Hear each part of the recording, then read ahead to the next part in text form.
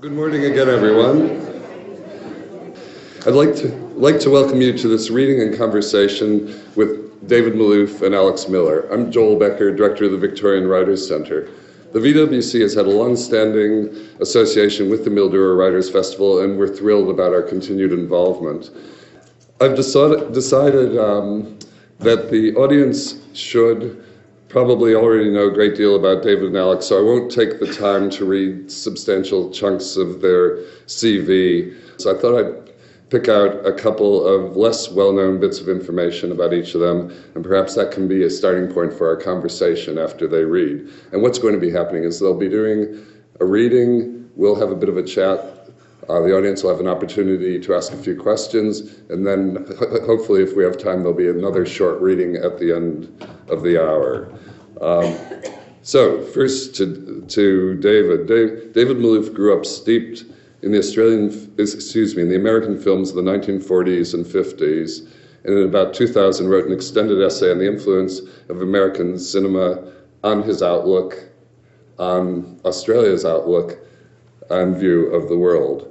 And Alex Miller is a great devotee of the American Western novel, and one of his writing heroes, I hope heroes is an appropriate word, is Elmore Leonard, who, as well as being a great crime writer, is one of the leading novelists of the Westerns genre. So, first to David Malouf.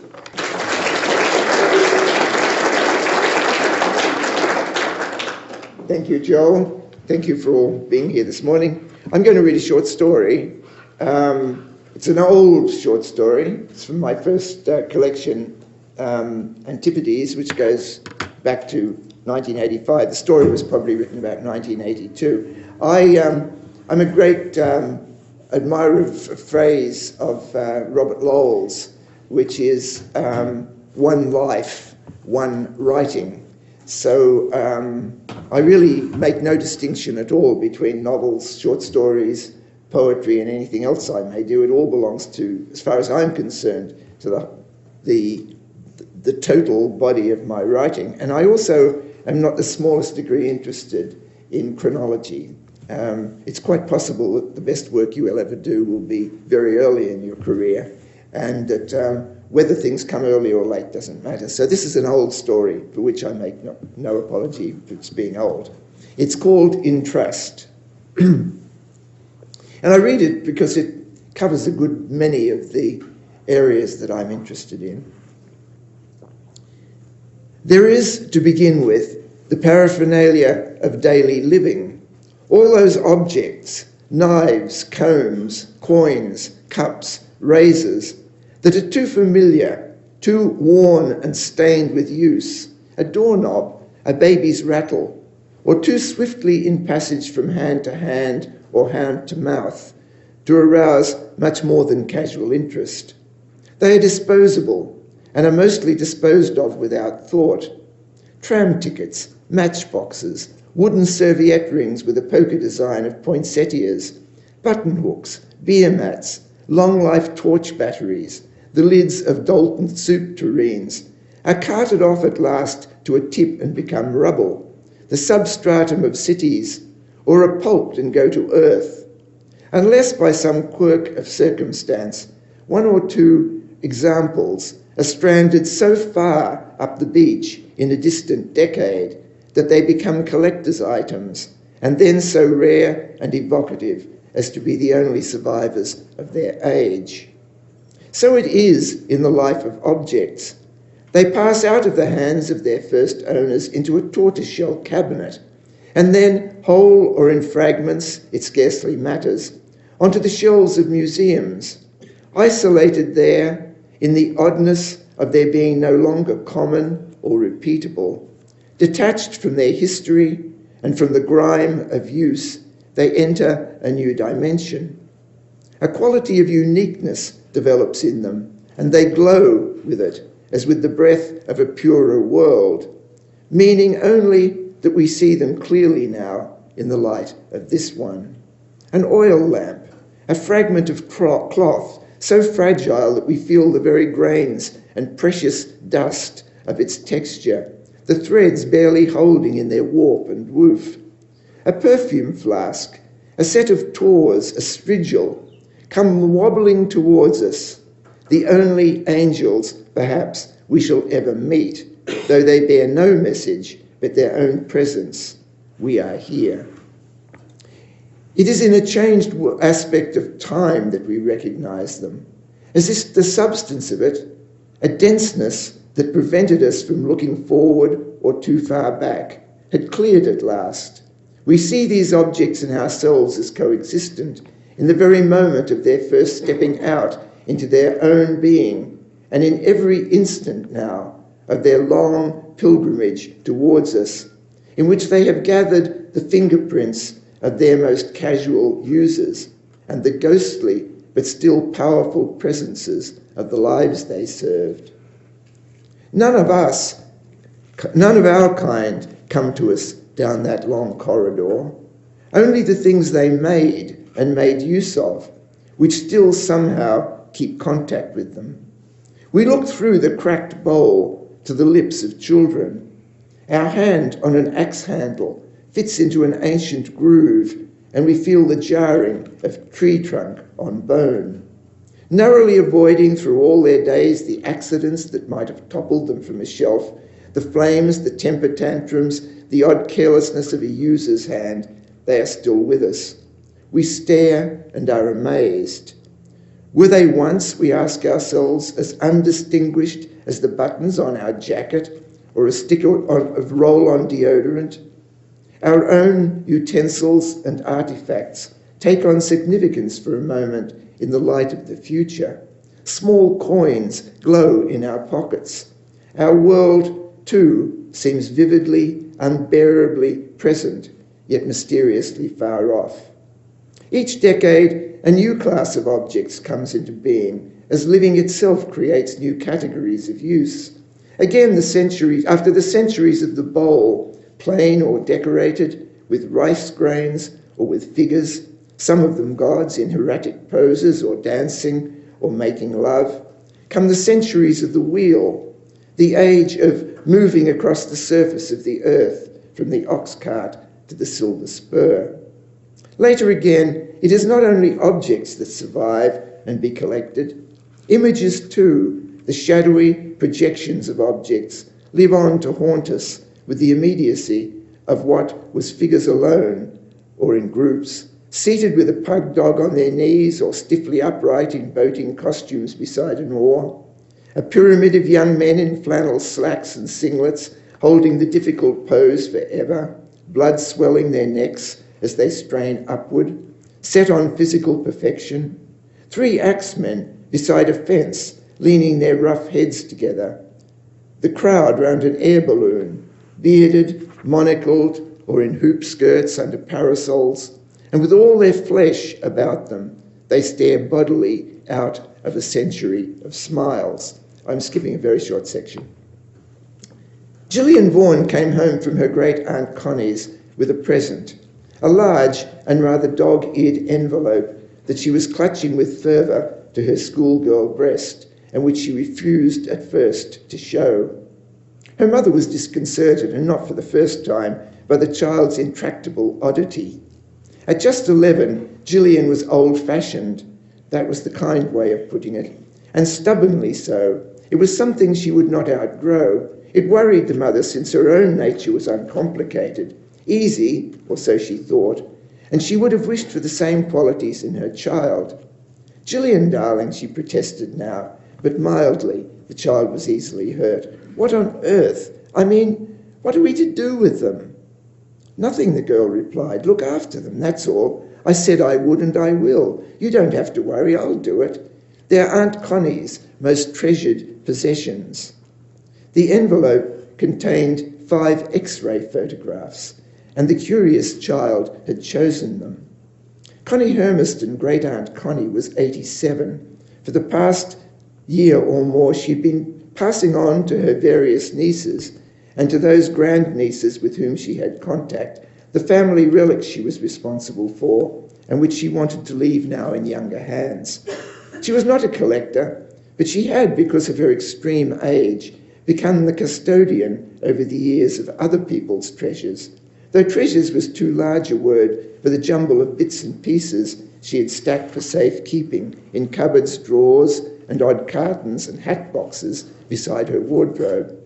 Other people's sentiments or passions might be more accurate, as they had attached themselves, mysteriously sometimes, to a Kewpie doll on a black crook from the Brisbane exhibition of 1933, a fan made of peacock feathers, several evening bags, pearl-handled cake forks, a little lounge suite made of iridescent china, medals, pushes and spoons, coronation cups, christening dresses.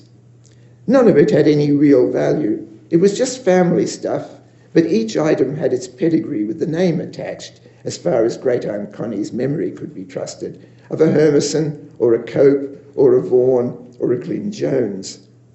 Offered something out of this treasure house that should be hers, some piece of family history that she should be the one to carry forward, Gillian had chosen the X-rays. Only now, when she regarded them with her mother's eyes, did she see that her choice might be peculiar. She sighed, unhappy to discover that she had put herself yet again on the odd side of things. His name was Green, she said solemnly, as if the specific detail might make a difference. John Winston Green. She meant the subject of the X-rays, which showed in various degrees of ghostliness in left and right profile, but also frontally, the thorax and jaw of a young man. Her mother's sister, Aunt Jude, who had been at the window, came up now, and leaning down, she kissed the child on the top of the head, at the parting where her hair was drawn in pigtails. Gillian looked up at her. Jude Hermison smiled. She took the dusty packet from her sister and examined it. "Let's look," she said, "shall we?" She slipped the first X-ray out of the package, then one by one, the rest.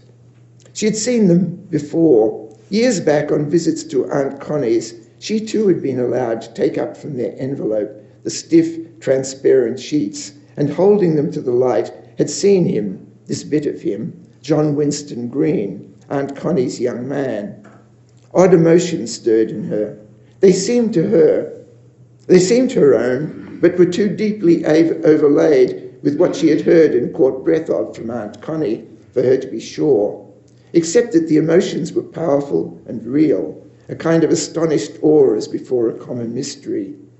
The profile, its lovely line, where the base of the skull, so round you could feel it in the cup of your hand, swooped down to the neck, with the vertebrae all ghostly grey, stacked delicately one above the other, almost pearly, and with the Adam's apple, a transparent bump. The left profile, then minimally but perceptibly different, the right. The Adam's apple, how touchingly present and youthful it was. You felt it in your own throat like a lump of apple, or like a difficult word, and the firm line upwards to the jaw. In the third and fourth image, the head was turned sharply right. John Winston Green might have been giving the eyes right signal to an unseen general. The neck seemed thick in the front views. The vertebrae in their pile like children's bricks were too squarely packed. But in profile you caught the delicacy of the thing, and it was this that touched and moved Jude now, as she'd been moved 20 years ago. The young man's Adam's apple rose in his throat. A word it was that he intended to speak, but could not, because he had to hold his breath for the machine. A thought that had sparked in the skull, travelled at lightning speed down that luminous cord and got stuck in his throat. It was there, still visible. John Winston Green, Aunt Connie's young man, had worked as a clerk in the Bank of Queensland. He was an oarsman as well, wrote poetry, and had died at Bulcourt in France in 1917. The X-rays were Aunt Connie's last memento of him. All the rest, letters with poems in them, snapshots of occasions she still remembered and could describe, picnics at Peel Island, tennis parties, regattas, all the small gifts he had sent her when he was away on rowing trips in the south and from Paris and Egypt, had been consumed in a fire nearly 30 years ago. Since they hadn't at first been worth keeping, the X-rays had been stored in a garage and had alone survived. They were the only things he gave me that lasted, Aunt Connie would say in her dry, nonsense manner. Isn't it odd? the most faithful representations of all they were, in the end. Why shouldn't I love them best of all? This, Jude guessed, is what she must have told her great-niece Gillian. It is what she had told Jude. There are natural lines of descent in a family. They are not always the direct ones. It is proper that the objects people care for should find their way down through them from hand to hand and from heart to heart. She is my true mother, Jude Hermison had told herself once, and this young man, of whom I have only this brief, illuminating glimpse, is my true father. That lump in his throat must be my name. She restored the last of the X-rays to their packets. She smiled, and so did the child. And Harriet Vaughan, who was fond of her sister, watched her daughter take the passage and clasp it once again, solemnly, to her breast. "What was the choice, darling?" she asked, though of course it could not matter. "Oh, spoons," the child told her lightly. "They belong to Grandma. Moya Coke got them. Oh, and a little case for Jules." Harriet looked again at the ancient envelope the child had hold of and was resigned, not to the entrance of these odd relics among them, but to her daughter, this child who had come to her, she thought, like a stranger, having no likeness she could discover either to Eric or to herself, an utterly dear and separate being whose very difficulty she loved. "You don't mind, Mummy, do you? I mean, I know the spoons were more valuable." "Of course I don't," her mother told her, and leaned down to kiss the child. "You funny bunny, of course I don't." Thank you.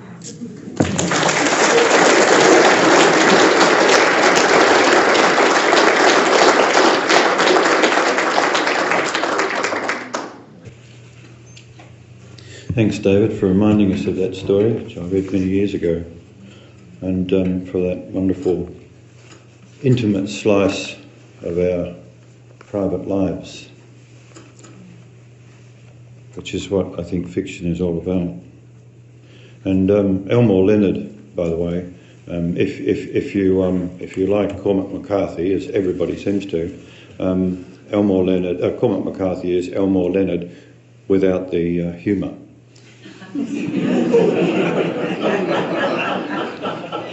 And yeah, I guess I read Elmore Leonard a long time before I read Cormac McCarthy. I'm going to read a short chapter from my latest novel, Landscape of Farewell. The person who's speaking, the narrator, the first person narrator, is an old man like me. He's just retired from, or not that long ago, from being a professor of German history in Hamburg, and has by a certain path of fate arrived in Mount Nebo in the Central Highlands of Queensland. And Mount Nebo is a conflation of Mount Coolin and Nebo, where the man to whom this book is dedicated lives, Frank Budbee. And this man's wife has died. My first wife died in exactly the same circumstances, and I found myself using them because I feel very close to him. And she was shelling peas, 15 years younger than me, and had a massive stroke. And in the middle of certainty and plans and sense of comfort and being at home, to the middle of hell. In one word, one moment. He's had that experience some months earlier and is, of course, grieving for his wife. And being with this chap, Dougal Narpon, who is an elder of the Barada people, and some of whose ancestors, incidentally, are German, although that doesn't emerge in the book. Being there is part of, in a sense, his cure. And the cure, if there is such a thing, is the friendship that blossoms between these two old men, who both have their great silences in their lives. He's just had a terrible accident. He's fallen down the bank of the river, and it's a dry river. It's just got a swampy sort of bit of stagnant water below, and he's fallen a few metres in the dark down there. And he's lost consciousness and hurt himself. And his friend, Durgut Narpun, has been warned by the dogs and will come and find him by the end. But this is an hallucination. This is him hallucinating at the bottom of his fall. So here I am, sitting up in bed again. It is an image from which I am finding it difficult to escape. It is the apartment on Schlüterstrasse, and I am reading an article in some journal or other which is revisiting, with a certain wit and imagination, Orloff's 1936 Bismarck und Katharina Orloff, a book of my father's day, which among other delights offers an account of the romantic love of a young woman of 22 for a man of 50. Winifred, his wife, comes into the bedroom and begins to undress. Winifred always undresses at the foot of our bed, in front of the dressing table mirror. While she takes off her clothes, she glances at herself from time to time in the mirror. At 50, Winifred is still a handsome and sexually interesting woman. I have often observed, with a small thrill of jealousy, how men much younger than she look at her with admiration. Her bare arms and shoulders in the soft lamplight of the bedroom are as exciting to me as they were when we first met. Winifred is a woman who has matured into her beauty. Although she was scarcely more than 20 when we first met, she had not been, as Bismarck's Katie Orloff was, pretty, irresponsible and gay, but was a rather serious young woman. Most people, I think, would probably not have described Winifred as beautiful at that age. She became beautiful later, let us say, and people who knew her only when she was young were surprised when they met the woman of beauty and distinction Winifred had grown into in later life. I saw her beauty from the first moment. I was in my early 30s when we met. I was coming down the central staircase at the university library, and she was standing at the index boxes on the lower ground floor, going through cards, bending forward to take a note, then straightening again. There was something so lovely in the way she moved her shoulders, her dark hair falling forward over her face, that it made me catch my breath. Entranced, I stood on the landing of the stairs and watched her, until, at last, feeling my gaze on her, she looked up and saw me. For more than 30 years, we were happy together. While she undresses at the foot of the bed, she is telling me about something that happened to one of her colleagues at work during the day, and she removes her clothes in a preoccupied and unself-conscious way, her attention caught up in the telling of her story. I'm not listening to her story, but I'm admiring her. I pretend that I am not present, and that she is a woman alone in the privacy of her bedroom, or even the bedroom of her lover. There is in this subterfuge an element of trespass and of the forbidden that I find attractive and enticing. This woman, who I am watching undress, is not my wife, the mother of my daughter, my friend, companion of 30 years, but is a stranger, a woman I desire, and whose nakedness I have never before seen.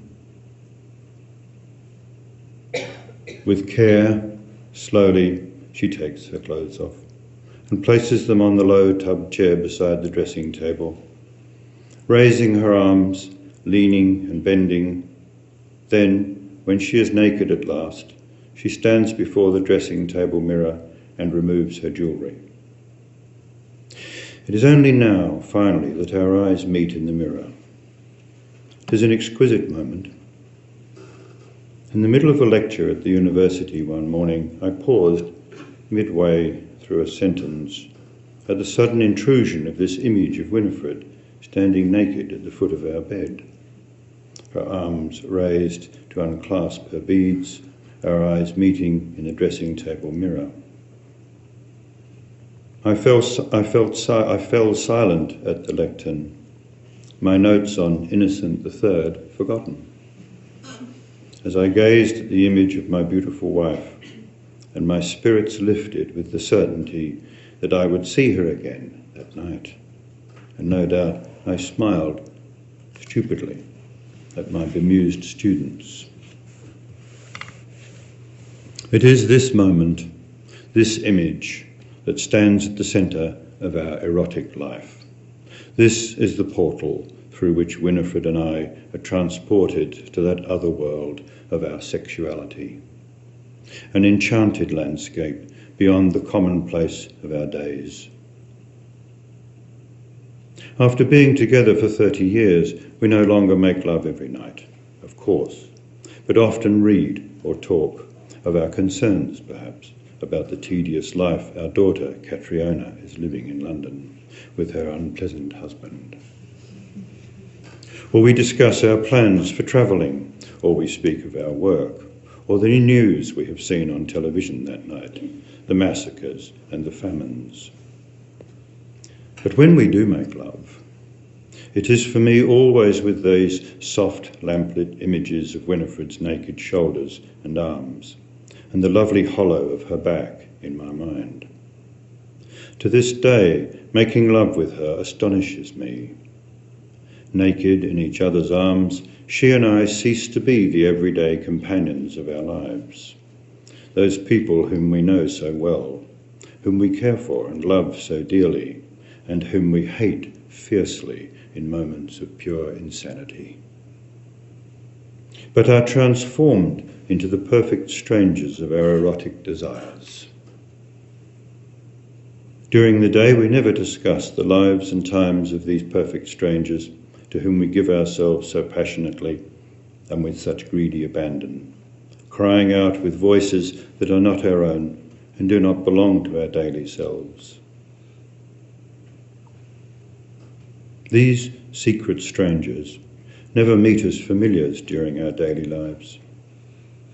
The human and natural tragedies that are reported every day on the television and in the newspapers, and which preoccupy and often dominate our conversation during dinner and at the breakfast table, do not exist for these other beings, whom we meet only at night under cover of darkness. It has always been so. From the very beginning, from that first day of bliss that began for us in the university library, when she and I looked at each other and held our breath, with the certain expectation of what must follow from such a meeting. From that first day, we have lived our erotic lives outside the history of our time, in a perpetual present. On all quotidian subjects, these secret erotic selves remain silent, as if such knowledge, such a mixing of one with the other, would erode the power of the spell under which we each cast the other. Naked in bed at night together, we are released from the real world of the everyday and become the subjects of a power that we do not understand. It is the greatest power we know. It is the source of our joy. It has our most sacred place. We never discuss it, either with each other or with anyone else. The bright light of dawn burst through my closed lids and drew me up from the depths, and I opened my eyes. The light blinded me, and I turned my head away and groaned and closed my eyes again. She was gone. The darkness was only darkness. She is dead, I cried, stricken. And I heard my voice, as if it was the voice of another, a desperate, a forlorn man, who has lost his reason to live. Without her, I am blind and dead too. I heard Dougal speak then, or perhaps he cursed, but I did not understand him. I opened my eyes again and looked up. He pushed his torch into his pocket and leaned and grasped me under the arms and dragged me from the edge of the pool and out of the mud onto the dry bed of the river. He bent over me, his features inverted, so that he seemed to grimace at me in the cold dawnlight, the great purple pouches under his eyes sagging and his cheeks puffed out, his breathing hard and laboured. Pain and grief washed through me, and I cried out. He knelt beside me and cradled my head in his arms, holding me to him and murmuring words of comfort. My 2 brown dogs licking my hands, glad to have retrieved me. Then I remembered the fall.